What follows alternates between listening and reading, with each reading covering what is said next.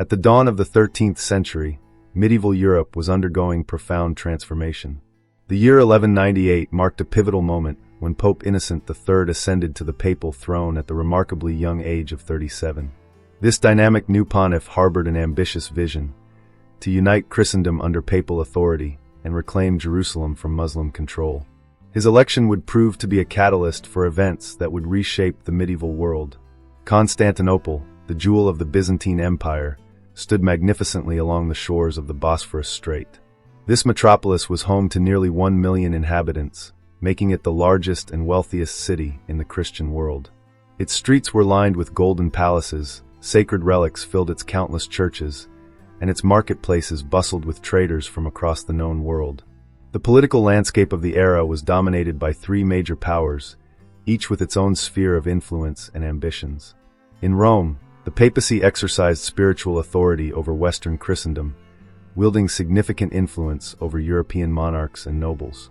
Venice, the maritime republic, had established itself as the undisputed master of Mediterranean commerce, its fleet of ships controlling vital trade routes. The Byzantine Empire, though increasingly weakened by internal strife, remained the heir to Roman civilization in the East, maintaining sophisticated cultural and administrative traditions that dated back centuries. Constantinople itself was a testament to human achievement and cultural fusion. The city's legendary walls, considered impregnable, stretched for miles, crowned with religious icons and gleaming golden mosaics that captured the Mediterranean sunlight. These fortifications had repelled countless sieges over the centuries, earning Constantinople its reputation as the most secure city in the medieval world. The streets of Constantinople pulsated with life and diversity. Merchants haggled in Greek, Latin, Arabic, and Slavic, creating a linguistic tapestry that reflected the city's role as a crossroads of civilizations. The air was perpetually filled with the sweet scent of incense wafting from Orthodox churches, mingling with the exotic aromas of spices from distant lands sold in the city's grand markets. Gilded domes and spires pierced the skyline, while below, narrow streets wound through neighborhoods where craftsmen practiced trades passed down through generations. This was a city where East truly met West, where classical learning was preserved in vast libraries, and where ancient Roman traditions lived on in daily life. Yet beneath this glittering surface, political tensions simmered. The Byzantine Empire, though still magnificent in appearance, was increasingly vulnerable to both external threats and internal divisions. These underlying weaknesses would soon prove fateful as events began to unfold that would lead to one of history's most dramatic turning points. In this complex environment, the stage was set for a sequence of events that would ultimately lead to one of the greatest tragedies in medieval history. The Fourth Crusade would emerge from this context, shaped by the ambitions, fears, and miscalculations of leaders in all three power centers: Rome, Venice, and Constantinople. If you are passionate about the Middle Ages and want to embark on this historical journey with us, leave a like on the video and subscribe to the Medieval Archives channel so you don't miss any fascinating content. At the heart of the Fourth Crusade's dramatic narrative stands an extraordinary cast of characters whose personal ambitions, rivalries, and decisions would alter the course of medieval history. Enrico Dandolo emerges as perhaps the most fascinating figure of this historical drama. As Doge of Venice, he assumed power at the remarkable age of 90 and, despite his near-total blindness, demonstrated an uncanny ability to manipulate events to Venice's advantage. His personal history with Constantinople ran deep and bitter. Years before, Byzantine emperors had undermined Venetian commercial interests in the eastern Mediterranean, stoking Dandolo's desire for revenge. Despite his advanced age and physical limitations, contemporaries described him as possessing a razor-sharp intellect and an iron will. His diplomatic mastery and strategic thinking would prove instrumental in redirecting the Crusade's purpose. Boniface of Montferrat brought a unique combination of military prowess and diplomatic finesse to his role as the Crusade's military leader. Coming from a noble Italian family with extensive connections throughout both Western Europe and the Byzantine East, he represented a bridge between these two worlds. His practical approach to leadership, tempered by genuine crusading ideals, made him particularly suited to navigate the complex political waters of the campaign. His background included family ties to both the Holy Land and Constantinople, giving him insights that would prove crucial as events unfolded. Alexius IV Angelus stands as one of history's most tragic figures. The young Byzantine prince, forced into exile when his father was overthrown, made what would prove to be a catastrophic miscalculation. In his desperate bid to reclaim his birthright, he promised the Crusaders what he could never deliver: enormous wealth, military support for their campaign to Jerusalem, and the submission of the Orthodox Church to papal authority. His youth and inexperience, combined with his exile's limited understanding of Constantinople's current state, led him to make pledges that would ultimately seal both his and his city's fate. Isaac II Angelus, the deposed and blinded emperor, represents the declining fortunes of the Byzantine Empire itself. Once a powerful ruler, his overthrow and brutal blinding exemplified the internal instability that plagued Constantinople. His son's campaign to restore him to power became the initial pretext for the Crusade's fateful diversion.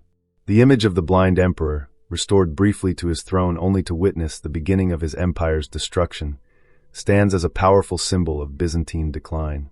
The interaction between these key figures created a perfect storm of conflicting interests, unfulfillable promises, and strategic miscalculations. Their personal ambitions and limitations would combine to transform what began as a holy expedition into one of history's most notorious acts of conquest. Each brought their own agenda to the unfolding drama: Dandelo's desire for Venetian supremacy, Boniface's pragmatic leadership, Alexius's desperate promises, and Isaac's role as both victim and symbol of Byzantine vulnerability. Their decisions and actions would not only determine the immediate fate of Constantinople, but would also set in motion changes that would reshape the medieval Mediterranean world. The complex web of relationships, ambitions, and miscalculations between these figures provides a compelling human dimension to one of history's most consequential events.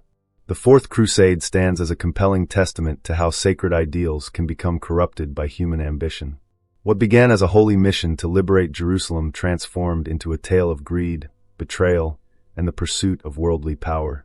This dramatic transformation represents one of history's most striking examples of how noble intentions can be subverted by material concerns. At its core, this story revolves around the corruption of a divine calling. The Crusaders who took the cross did so under the banner of faith, swearing solemn oaths to liberate the Holy Land from Muslim control. Yet through a series of calculated decisions and compromises, their sacred mission gradually morphed into something entirely different. The path from spiritual devotion to worldly conquest reveals the complex interplay between religious fervor and human weakness. The narrative unfolds in 3 distinct acts, each marking a deeper departure from the original holy purpose. The first act centers on the crushing weight of debt. When the Crusaders found themselves unable to pay Venice for their transportation to the Holy Land, they faced an impossible choice. The Venetians, led by the shrewd Doge Enrico Dandolo, offered a solution that would forever alter the course of the crusade. By agreeing to attack the Christian city of Zara to repay their debt, the Crusaders took their first step away from their sacred vows. The second act introduces an element of political intrigue that would prove fatal to the Crusade's original purpose. When the young Byzantine prince Alexius IV Angelus approached the Crusaders with promises of wealth and support in exchange for restoring him to his throne, the expedition's leaders found themselves entangled in Byzantine politics. The decision to divert to Constantinople under the pretense of restoring a legitimate ruler marked a crucial turning point. This rationalization allowed the Crusaders to justify their actions while moving ever further from their initial holy purpose. The final act represents the complete transformation of the crusade into a war of conquest. When Prince Alexius proved unable to fulfill his extravagant promises, the situation rapidly deteriorated. The Crusaders, now creditors to a bankrupt empire, transformed from allies into conquerors. The Sack of Constantinople in 1204 marked the ultimate corruption of their sacred mission. The city's wealth, art, and holy relics became spoils of war, divided among men who had once sworn to fight for Christ's tomb. This tragic progression reveals deeper truths about human nature and the complex relationship between spiritual ideals and material temptations. The Crusaders' gradual descent from holy warriors to plunderers of a Christian city serves as a warning about how easily noble purposes can be corrupted by worldly concerns. Each compromise, each rationalization, led them further from their original path until their holy mission became unrecognizable. The story of the Fourth Crusade thus serves as a medieval morality tale that resonates across centuries. It demonstrates how financial pressures, political opportunism, and the allure of wealth can gradually erode even the most sacred commitments. The transformation from a holy quest to a war of conquest was not sudden, but occurred through a series of decisions, each seemingly justifiable at the moment, but leading inexorably away from the Crusaders' original purpose. In the end, the Fourth Crusade stands as a powerful reminder of how human ambition can corrupt divine purpose, and how easily the path of righteousness can be abandoned for worldly gain. The contrast between the Crusaders' initial vows and their final actions remains one of history's most striking examples of the tension between spiritual ideals and material temptations. Constantinople in the early 13th century pulsated with a vibrancy unmatched by any other medieval city. Within its mighty walls, daily life unfolded as a sophisticated tapestry of cultures, where ancient traditions merged with cosmopolitan innovation. The city stood as a living museum of Roman and Greek heritage, yet remained dynamic and ever-evolving. The social hierarchy of Constantinople reflected its imperial legacy. At the apex stood the emperor, believed to be God's representative on earth, whose court maintained elaborate ceremonies dating back to Roman times. Below him, a complex bureaucracy of officials managed the empire's vast administration, their ranks denoted by specific titles and colorful silk garments that immediately identified their status. The streets of Constantinople offered a sensory feast. The air carried the mingled aromas of incense from countless churches, spices from distant lands, and the salty breeze from the Bosphorus. In the great marketplace of the Misi, Constantinople's main thoroughfare, traders from Venice, Genoa, Arabia, and the Slavic lands haggled in a babel of languages over precious silks, exotic perfumes, and rare manuscripts. Within the city's religious institutions, a different rhythm of life prevailed. Monasteries served as centers of learning and artistic production, where monks laboriously preserved ancient knowledge. In scriptoria, skilled copyists hunched over precious manuscripts, carefully transcribing classical texts and religious works. Their patient work ensured the survival of countless ancient Greek and Roman writings that would otherwise have been lost to history. The city's crafts quarters hummed with activity. Skilled artisans worked in their specialized districts. Goldsmiths created exquisite jewelry, glassmakers produced delicate vessels, and textile workers transformed raw silk into magnificent fabrics. The production of luxury goods represented not just economic activity, but the preservation of technical knowledge passed down through generations. Education held particular importance in Byzantine society. Children of the elite studied classical literature, rhetoric, and philosophy in schools that maintained the traditions of ancient Greece and Rome. Even merchants' children often received basic education, contributing to a relatively high literacy rate compared to Western Europe. The role of women in Constantinople offered striking contrasts to Western European practices. While still restricted in many ways, Byzantine women could own property, engage in business, and receive education. Empresses and noble women often wielded significant influence in court politics and patronage of the arts. Public life centered around the hippodrome, where chariot races drew thousands of spectators from all social classes. These events were more than mere entertainment. They served as occasions for the emperor to appear before his people, and for citizens to voice their grievances through organized cheering sections that functioned as proto-political parties. Religious observance regulated daily rhythms. The sound of church bells marked the hours, while the liturgical calendar determined festivals and fasts. The Hagia Sophia stood as the spiritual heart of the city, its massive dome seeming to float above the faithful who gathered for daily services. The city's cosmopolitan character emerged most clearly in its markets and ports. Here, Armenian merchants traded alongside Arab spice dealers, while Viking guards rubbed shoulders with Italian sailors. This commercial vitality made Constantinople not just wealthy, but also remarkably sophisticated in its cultural outlook. For those living in Constantinople before the Fourth Crusade, the city represented the height of civilization. Its residents took pride in their role as guardians of classical culture and Christian orthodoxy. They viewed themselves as the direct heirs of Rome, maintaining standards of urban life and cultural achievement far beyond anything in contemporary Western Europe. This rich tapestry of daily life, with its blend of ancient heritage and vibrant commerce, religious devotion and worldly sophistication, would be irreparably damaged by the coming catastrophe. The Fourth Crusade would not just conquer a city, it would rupture a living tradition that had preserved and developed classical civilization for nearly a millennium. What do you think would have happened if the Crusaders had proceeded to Jerusalem as planned? Leave your comment. And don't forget to like the video and subscribe to the Medieval Archives channel. The story of the Fourth Crusade unfolds like a Greek tragedy, marked by crucial moments that transformed a holy mission into one of history's most notorious acts of plunder. Each turning point represents a deeper descent from sacred purpose to worldly conquest. The initial deviation of 1202 marked the first crucial departure from the Crusade's holy mission. When the assembled Crusader army gathered in Venice, they faced an immediate crisis. Only 1/3 of the expected forces had arrived, leaving them unable to pay the Venetians' enormous fee for transport and supplies. The Venetian Doge, Enrico Dandolo, proposed a seemingly expedient solution.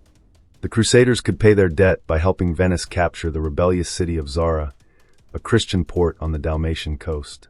Despite papal threats of excommunication, the Crusaders agreed, taking their first fatal step away from their vows. The attack on Zara during the winter of 1202 represented the first time Crusaders had turned their weapons against fellow Christians. The prince's promise in 1203 introduced a new level of complexity to the unfolding drama. Young Alexius Angelus, son of the deposed Byzantine Emperor Isaac II, approached the Crusader leadership with an astounding proposal. In exchange for helping him reclaim his father's throne, he promised to provide the Crusaders with unimaginable wealth: 200,000 silver marks, supplies for the entire army, 10,000 troops for the crusade to Jerusalem, and the submission of the Eastern Orthodox Church to papal authority. The offer proved too tempting to resist, though it would soon prove disastrously unrealistic. The first siege in July 1203 initially appeared to vindicate the Crusaders' decision. Their assault on Constantinople succeeded in restoring young Alexius to power alongside his blind father. However, the triumph quickly turned sour. The new emperor, now Alexius IV, found himself trapped between impossible promises to the Crusaders and the harsh realities of Byzantine politics. The empire's treasury was empty, and the population increasingly resented both their young emperor and the Latin army camped outside their walls. Tensions mounted as Alexius attempted to raise the promised funds through increasingly desperate measures, including melting down church treasures. The final catastrophe of April 1204 erupted after months of deteriorating relations. When a popular uprising in Constantinople overthrew and killed Alexius IV, the Crusaders decided to take matters into their own hands. The subsequent assault on Constantinople unleashed 3 days of unprecedented violence and plunder. The Crusaders, now transformed into conquerors, systematically looted the greatest Christian city of the medieval world. Churches were desecrated, ancient monuments destroyed, and countless treasures either stolen or melted down for their precious metals. Even the Hagia Sophia, the greatest church in Christendom, was stripped of its riches while monks and priests were tortured for information about hidden valuables. The aftermath of these events reshaped the medieval world. Constantinople, though it remained a great city, never fully recovered its former glory. The Byzantine Empire was fragmented, with Crusader states established throughout Greece and the Aegean. Venice emerged as the dominant maritime power in the eastern Mediterranean, gaining control of key ports and trade routes. Most significantly, the schism between Eastern and Western Christianity, already serious, became virtually irreparable. Each of these pivotal moments represented a choice, a crossroads where different decisions might have led to vastly different outcomes. The Crusaders' gradual transformation from pilgrims to conquerors occurred through a series of compromises, each seemingly justified by necessity or opportunity, but leading inexorably to the catastrophic conclusion.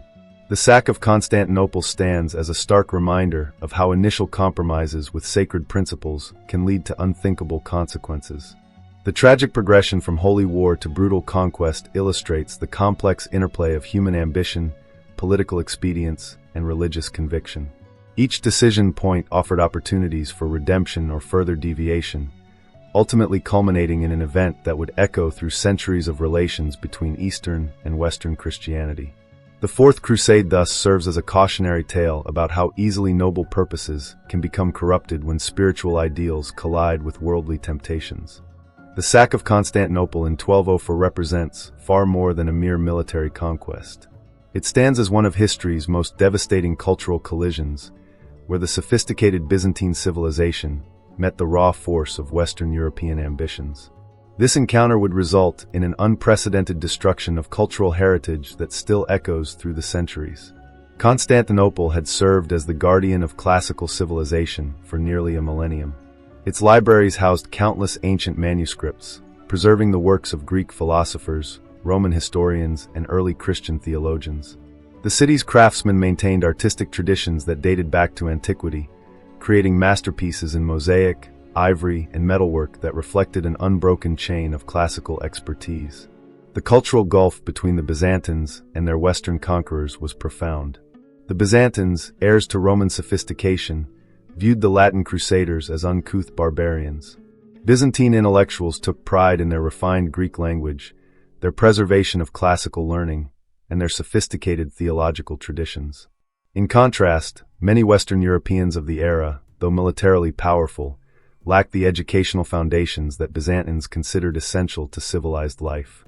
When the Crusaders breached Constantinople's walls, they encountered a level of sophistication that both awed and bewildered them. The city's wealth was displayed not just in gold and silver, but in priceless works of art, ancient manuscripts, and architectural marvels. The Western knights, unable to appreciate the cultural value of many treasures they encountered, often destroyed what they could not immediately convert to monetary value. The destruction proved catastrophic for world heritage. Ancient bronze statues, some dating back to classical Greece, were melted down for coinage. Precious manuscripts, incomprehensible to the largely illiterate crusaders, were burned or used for mundane purposes. Exquisite mosaics were pried from walls, delicate ivory carvings were smashed, and centuries-old icons were destroyed or stolen. Sacred relics became particularly prized plunder.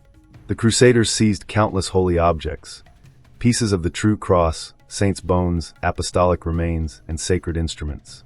These relics were systematically shipped to Western churches and monasteries, where many remain to this day.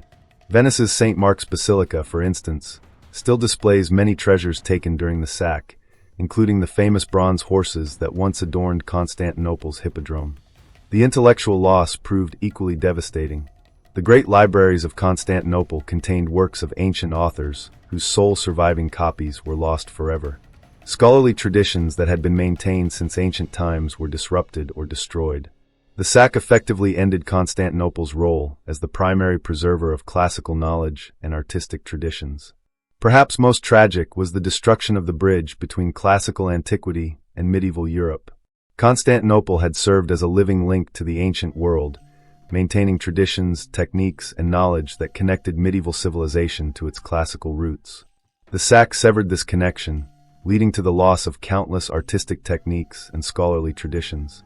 The cultural catastrophe of 1204 transformed both Byzantine and Western civilization. While some Byzantine artistic and intellectual traditions survived in exile, the empire's role as the guardian of classical civilization was irreparably damaged. Western Europe, though enriched by looted treasures, lost access to the living traditions that might have enhanced its own cultural development. Today, museums and churches across Western Europe still display artifacts taken during the sack. These objects stand as silent witnesses to one of history's great cultural tragedies, reminding us how the collision between civilizations can lead to irreplaceable losses for human heritage. The Sack of Constantinople remains a powerful lesson about the vulnerability of cultural treasures in times of conflict and the importance of preserving humanity's shared intellectual and artistic legacy. The reverberations of Constantinople's fall in 1204 sent shockwaves throughout the medieval world, fundamentally altering the balance of power across Europe and the Mediterranean. This seismic event transformed international relations, commerce, and religious dynamics in ways that would shape centuries of subsequent history. Venice emerged as the Fourth Crusade's greatest beneficiary. The Maritime Republic secured a network of strategic ports and islands throughout the eastern Mediterranean, establishing what historians would later call a commercial empire. Venetian merchants gained exclusive trading rights in key markets, dominating the flow of exotic goods from the east to European consumers. Their newfound supremacy in Mediterranean commerce would last for centuries, making Venice the wealthiest city in Europe. The impact on international trade was immediate and far-reaching. Traditional Byzantine commercial networks, carefully maintained for centuries, collapsed almost overnight. New trade routes emerged, controlled primarily by Italian merchants. Venice's dominance extended from the Adriatic to the Black Sea, with their merchants establishing trading colonies in ports that had once been exclusively Byzantine. This commercial revolution transformed the medieval economy, shifting the center of Mediterranean trade from Constantinople to Venice. For the Byzantine Empire, the consequences proved catastrophic. The once mighty empire fragmented into competing successor states. The Latin Empire of Constantinople, established by the Crusaders, controlled the capital but faced constant challenges from Byzantine resistance movements. Greek nobles established rival kingdoms in Nicaea, Trebizond, and Epirus, each claiming to be the legitimate heir to the Byzantine throne. This fragmentation created a power vacuum in the eastern Mediterranean. Various powers rushed to fill the void. The Bulgarians expanded their territory, while the Seljuk Turks made significant advances in Anatolia.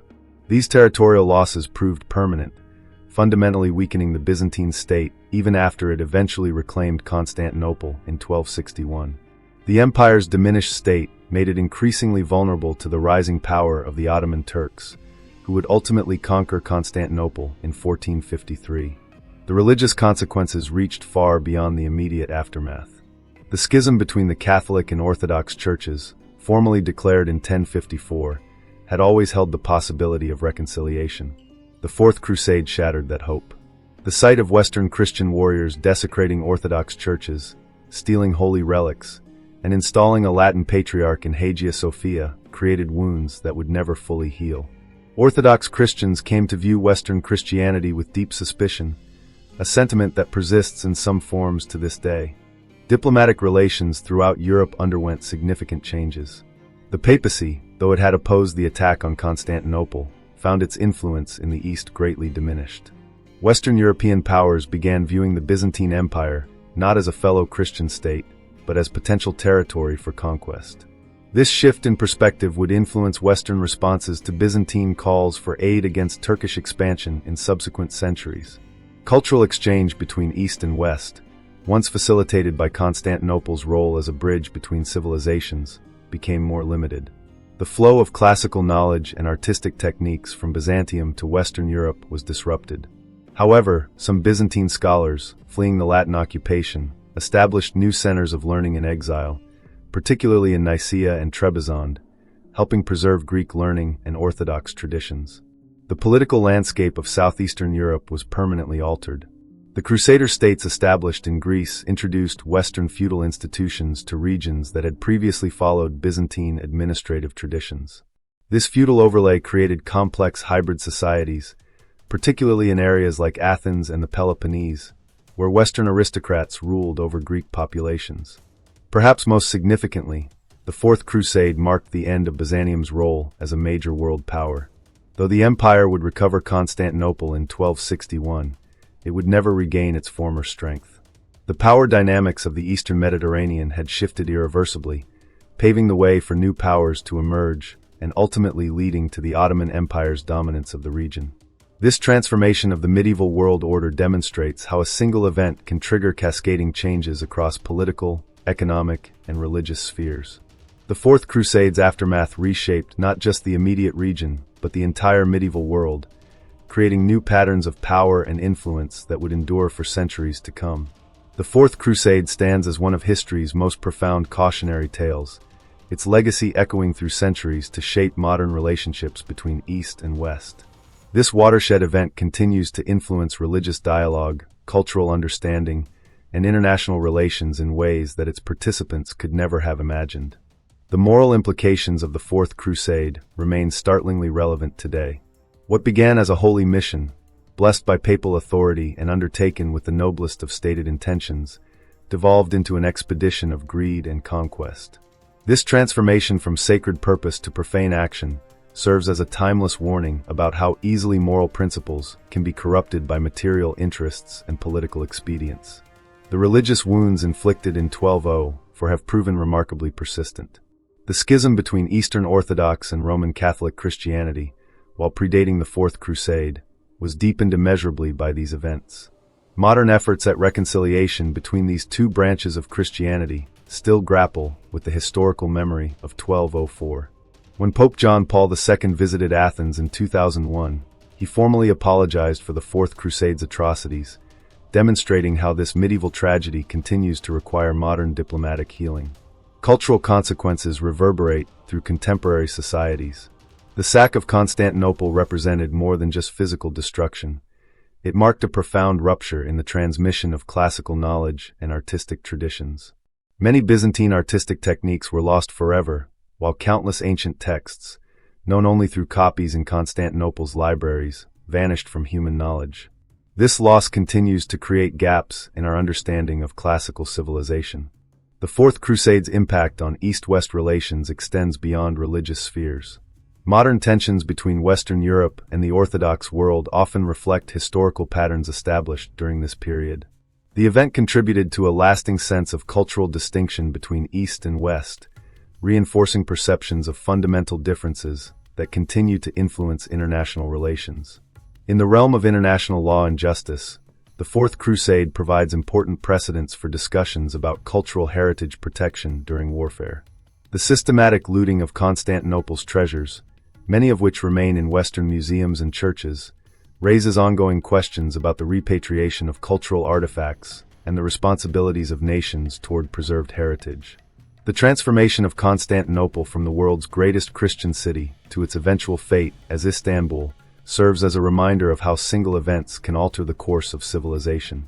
The weakening of Byzantine defenses following the Fourth Crusade contributed directly to the Ottoman conquest of 1453, fundamentally changing the religious and cultural landscape of southeastern Europe and the Middle East.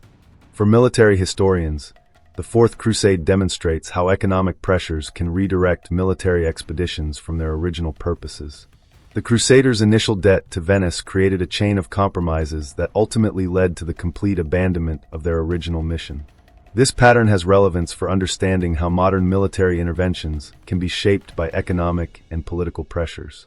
Perhaps most importantly, the Fourth Crusade serves as a testament to the importance of maintaining ethical principles in the face of material temptation. The gradual corruption of the Crusaders' purpose, from defending Christianity to attacking fellow Christians, demonstrates how moral compromises, once begun, can lead to unthinkable conclusions. The study of the Fourth Crusade remains vital for understanding contemporary global dynamics. It illustrates how religious differences can be exploited for political gain, how economic pressures can override moral considerations, and how cultural destruction can have consequences that span centuries. These lessons have particular resonance in an era of religious tensions, cultural conflicts, and international interventions. Today, as we witness ongoing conflicts between different cultures and belief systems, the Fourth Crusade reminds us of the importance of protecting cultural heritage, respecting religious differences, and maintaining ethical principles in the face of material temptations. Its legacy serves as both a warning about human nature and a call to preserve and protect the cultural and spiritual heritage that belongs to all humanity. History teaches us that noble ideals can become corrupted by material interests. What lessons do you think we can learn from the Fourth Crusade for our modern world? Share your thoughts in the comments below, subscribe to the Medieval Archives, and don't forget to hit the notification bell for more fascinating medieval history content.